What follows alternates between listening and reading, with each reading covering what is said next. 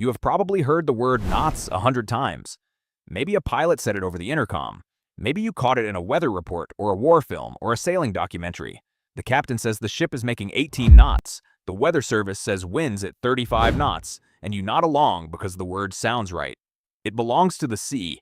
It sounds appropriately old and nautical and correct.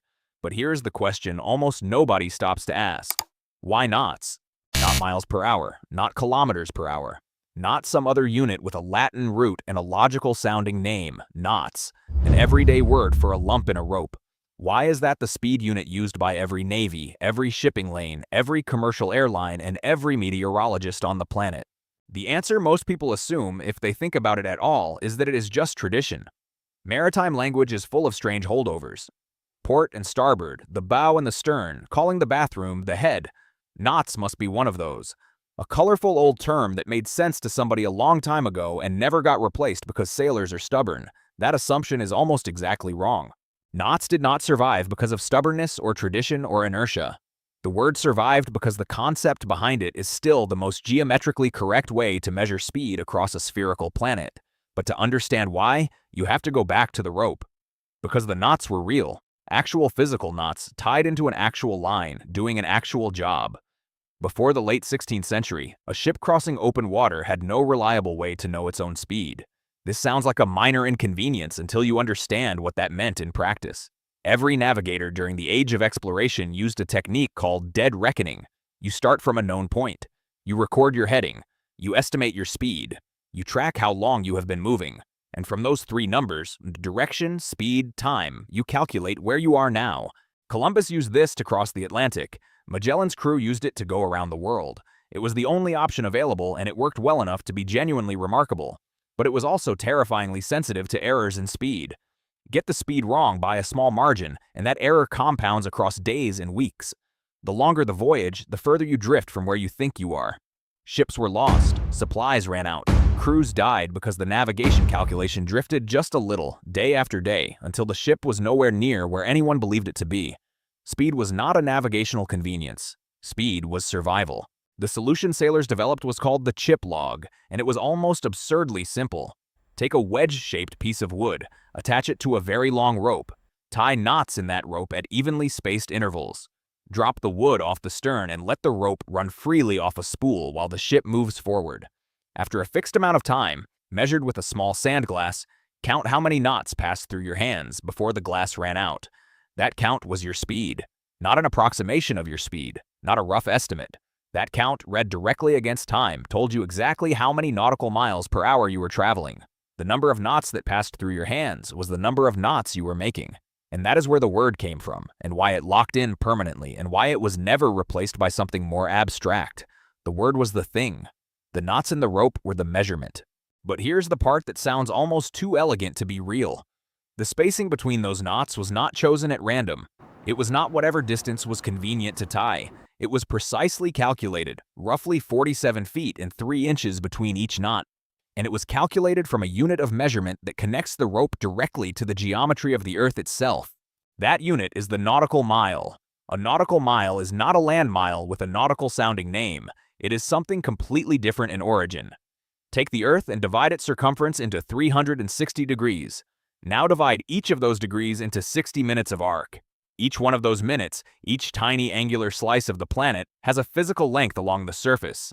That length is 1 nautical mile, approximately 1,852 meters. The entire circumference of the Earth works out to almost exactly 21,600 nautical miles, which is 360 times 60, which is exactly how many arc minutes are in a full circle.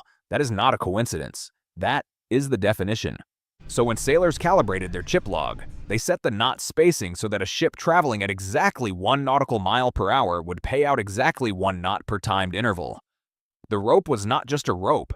It was a physical model of planetary motion. Every span of 47 feet between knots was a portable piece of Earth's circumference, encoded in a coil of line that a sailor could hold in his hands on the deck of a wooden ship in the middle of the Atlantic Ocean.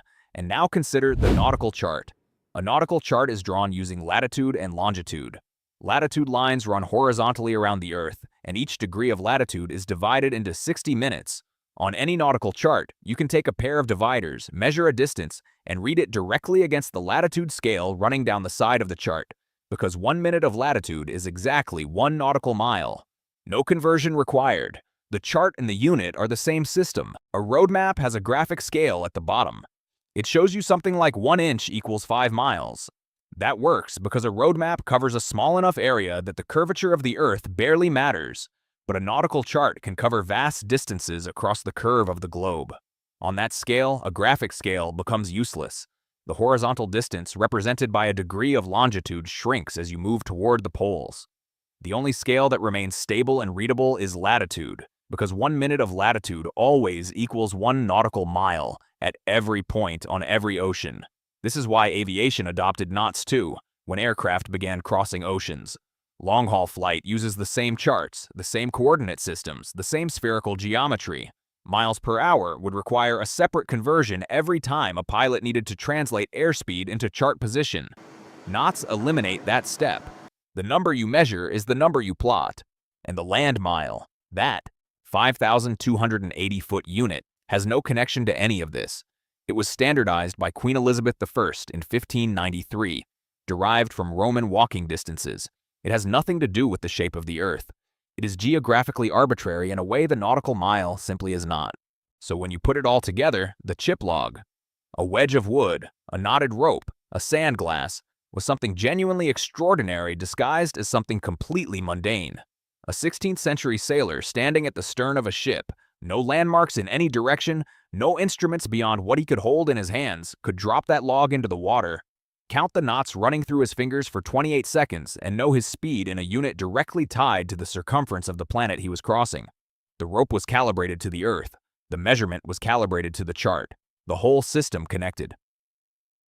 It is also why the speed record is still called a ship's log. It is why your weather app reports wind in knots. It is why the airspeed indicator in a commercial aircraft reads in knots. Not because everyone forgot to update the terminology, because the terminology is still correct. The next time you hear it, that word dropped casually into a flight announcement or a sailing broadcast or a naval documentary, you will know what it actually means. Not a metaphor. Not a maritime affectation. A knot in a rope running through a sailor's hand, counting off minutes of latitude on a spinning planet. The rope is long gone. The mathematics behind it is still holding everything together.